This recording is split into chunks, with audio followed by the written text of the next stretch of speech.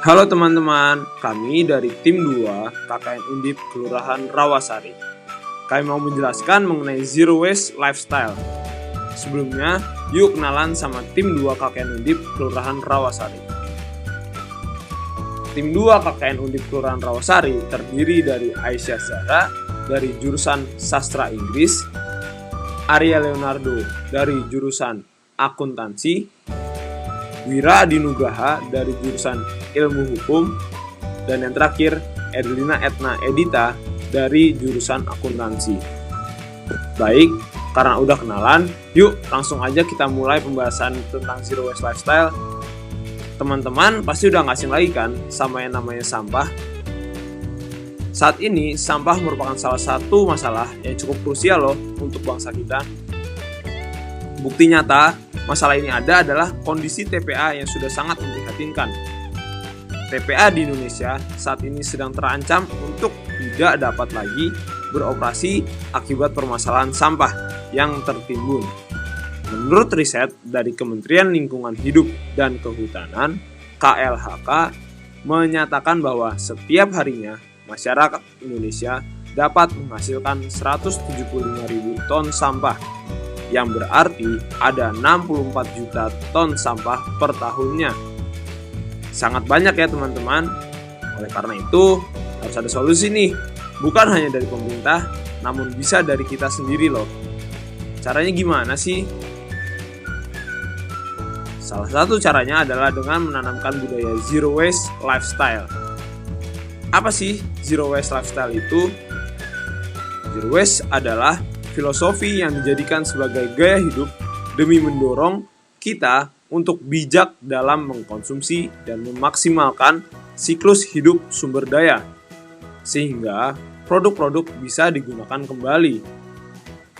Apa aja sih manfaatnya? Terdapat 3 manfaat dari penerapan gaya hidup Zero Waste. Yang pertama, jumlah sampah berkurang. Yang kedua, mendorong terciptanya hidup sehat. Yang ketiga, menghemat pengeluaran. Kok bisa berkurang sampahnya? Dengan kondisi masyarakat yang mengurangi penggunaan barang sekali pakai atau barang yang sulit didaur ulang, maka menyebabkan terciptanya lingkungan dengan penurunan jumlah sampah. Hal ini akan mengurangi dampak negatif terhadap unsur kesehatan, sosial, ekonomi, dan lingkungan bagi masyarakat.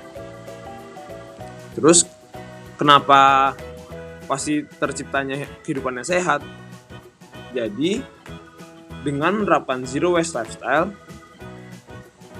akibat adanya pembatasan terhadap makanan instan dalam kemasan dan beralih ke makanan non-kemasan sebagai upaya mengurangi sampah, akan menciptakan kehidupan yang sehat.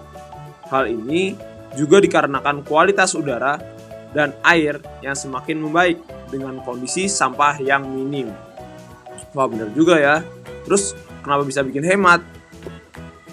Dengan berbelanja sayuran serta buah di pasar agar dapat mengurangi sampah plastik dari konsumsi makanan instan, akan membuat kantong kita menjadi lebih ramah.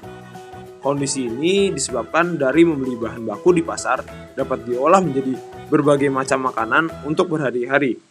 Hal ini menyebabkan kita dapat menghemat dan menggunakan uang kita dengan lebih bertanggung jawab. Oke, selanjutnya aku punya tips nih buat teman-teman yang lagi dengerin video ini dalam menerapkan gaya hidup Zero Waste. Yang pertama, teman-teman dapat menggunakan alat makan yang bisa digunakan kembali. Kemudian menggunakan tote bag. Yang terakhir, melakukan thrifting. Gampang banget bukan untuk melakukan Zero Waste Lifestyle ini? Tapi aku punya nih 2 tips lagi yang mungkin teman-teman belum tahu dan ternyata itu juga mendukung gerakan hidup bebas sampah. Apa aja sih?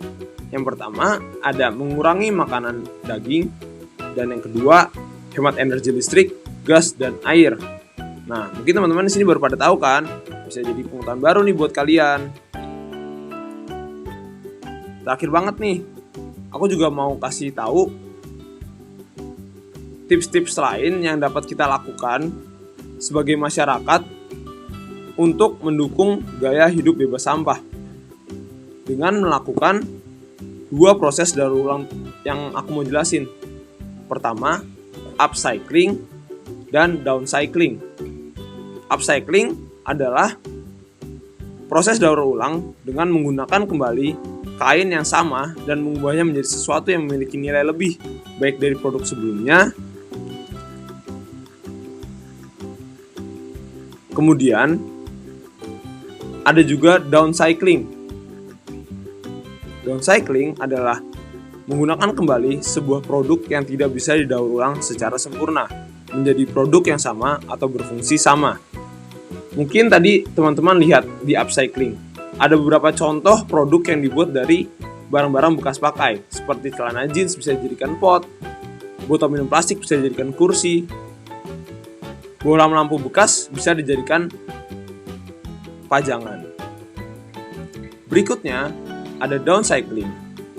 Di sini teman-teman bisa melihat contoh-contohnya, yaitu botol-botol plastik dihancurkan. Untuk apa sih?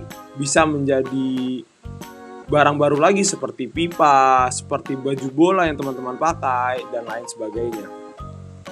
Nah, mungkin itu aja sih penjelasan dari tim 2 KKN Undip Kelurahan Rawasari. Semoga video ini dapat memotivasi kalian untuk hidup bebas dari sampah ya.